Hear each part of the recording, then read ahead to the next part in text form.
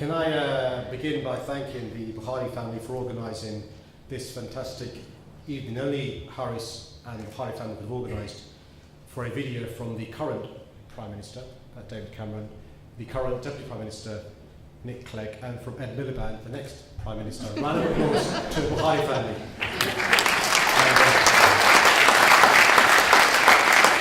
And the lovely twist which Lynton would enjoy is that he gets irony because he's organised this event in the living room of the next Conservative Party leader, Boris Johnson. So really well done, Harris, for doing that. I'd like to take this opportunity to extend my congratulations to Her Royal Highness Princess Badiya on being awarded an Honorary Fellowship of Education. And also to Imran Sanauallah, this year's winner, and the first winner of the Naz Bokhari Award. It's been fantastic to hear such a positive message from the speakers who have come before me this evening, even Boris, which is difficult for me to say. And but I think what Imran had to say tonight about making the most of the opportunities offered to him throughout his time at Ernest Bevin essentially sums up what tonight is about. His speech was fantastic, and I say to you, this to Imran, a future career in politics clearly is for you, but don't try and stand in Twitter for the next 30 years. Imran Sanauallah, a round of applause for him, please. For a fantastic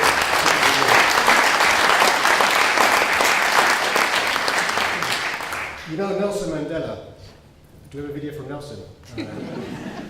Once said, my daughter will still be more impressed with Justin Timberlake, by the way, that education is the most powerful weapon which you can use to change the world. And he was right. Education is the key to shaping society. It broadens our horizons and creates new opportunities. It acts as a form of empowerment, improving the lives of the most vulnerable in society, breaking down barriers and improving social mobility. And most importantly, education doesn't discriminate. We're not judged by race, colour or creed, but it is the barriers and access to education which can discriminate. Education shaped my life at school and university, and it gave me opportunities my parents could never have imagined. My father could only have dreamed, as a new arrival to London in the 1960s from Pakistan, that one of his sons would be the first ever MP of Islamic faith elected in London, this great city, or the first to attend cabinet. Through education, we also develop deep relationships with our role models, some we read about in books, some we meet in life, and some we watch are inspired by. And I have to say that someone who was a mentor and role model to me was Naz Bokhari. Now, my short words are going to focus on him, the man, because many of you here tonight, many of the great speakers we've had didn't know him. I had the pleasure and the blessings to know him very well. Friends and former colleagues knew him as Naz Bokhari, a dedicated head teacher who had many great achievements, amongst which were the fantastic improvements to Ernest Bevin College. And like many other students in this room, he would always be Mr. Bokhari to me. Mr. Bokhari was an ambassador for my school in the community, and also to the wider world for someone of my faith and ethnicity. As a pupil growing up in Britain, in London, in the 1970s and 1980s, I know how important his role was. Britain back then was very different to today. Discrimination for being different limited your opportunities. Mr. Bokhari's standing in the community gave others confidence that it was possible to be British, an ethnic minority, a Muslim, an Asian, a professional, and most importantly, he was good at his job. But we're here because Mr. Bokhari achieved more than that. His greatest achievement was the encouragement he gave to future generations to follow his lead and to break their own glass ceilings. He was at the forefront of a generation of pioneers who broke down this ceiling and inspired the younger generation to see that they could achieve whatever they wanted. And more importantly, showed society that these barriers should never have been there in the first place. Now, Britain is a country which doesn't tolerate diversity. It celebrates diversity. We bring together our citizens rather than dividing them. And as Boris said, there is no better example to show this than the London Olympics. And as Boris said, I bet we all remember where we were on the night Mo Farah won his second gold medal. That same night he was asked in a press conference whether he'd have preferred to run for Somalia. And Mo just laughed and he said, it's a quote, "Look mate, this is my country. This is where I grew up. This is where I started life. This is my country. And when I put on my Great Britain vest, I'm proud."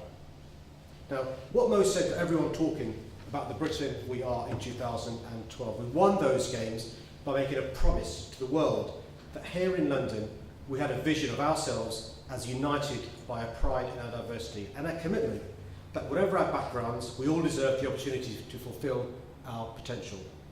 Last year's fantastic games captured a picture of our better selves, the London and the Britain many of us want to create as a reality as well as an ideal. And that ideal helps give us a mission and a vision to live up to, and last year showed that this was possible. And you know, we showed it again on Sunday at the London Marathon. My office manager, Ali, ran this year, and she told me a story about a man she got talking to at the finish. This was after she spent the 26.2 miles in a race against a man dressed as a rhino. Ali won. Yeah. This man's name, not the rhinos, the man she was talking to at the end, was John. And seeing him give advice to runners who had just finished alongside them, she got the impression that he might be a marathon veteran. So she asked how many years he had run the course, expecting him to say 3 or 4, maybe 5. He'd in fact run the marathon every year since 1982, 31 years in a row. Anyway, she had to ask what on earth had made him run it so many times, and his answer was quite reflective. He said he runs it every year because it's the day that reminds him what a fantastic, diverse and positive place London is, a time when athletes and supporters of all races and backgrounds come together, and a time where people understand what modern multicultural Britain is all about. And that is something worth celebrating. As both a Londoner and a Member of Parliament for a multicultural constituency in which Ernest Bevin sits, I know that people of different faiths and backgrounds can live side by side as neighbours with not just tolerance but respect for one another. And it can't be said that immigration and diversity haven't contributed to the collective British culture. Can you imagine a British high street without Marks and Spencer's or a Sainsbury's, or one without a curry house? It's appropriate that we're in City Hall for this year's event in the greatest city in the world, where the greatest city is governed. And Lynton, many of us, appreciate and understand that some of us have weird accents. But you're welcome as a foreigner to our country. And we don't wish you well in relation to what you're here to do, but you will have seen the tolerance and respect which the greatest city in the world treats its guests.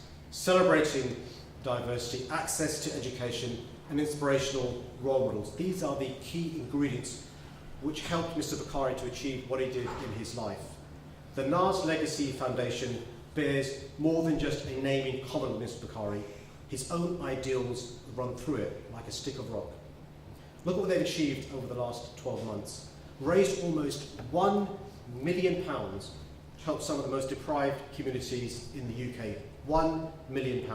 Raised over £170,000 towards the Pakistan Recovery Fund, a humanitarian effort which is still helping those who suffered in the floods in 2010. And look at the work they've done with Mosaic, helping mentor school children living in some of the most deprived communities in London. The foundation will, I hope, Paris, continue to recognise these students like Imran and many here tonight who have overcome adversity and achieved excellence despite personal or social challenges in the way.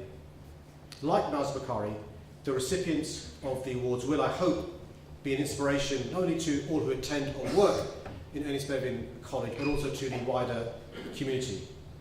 It's now, friends, been just over 2 years since Mr. Bokhari passed on. And I know how much his wife, Mrs. Bokhari, and his children, Hina and Harris, still miss him. We all miss him. Mr. Bokhari inspired us with his actions, and tonight has been a testament and a celebration to how through the Naz Legacy Foundation his memory is being honoured.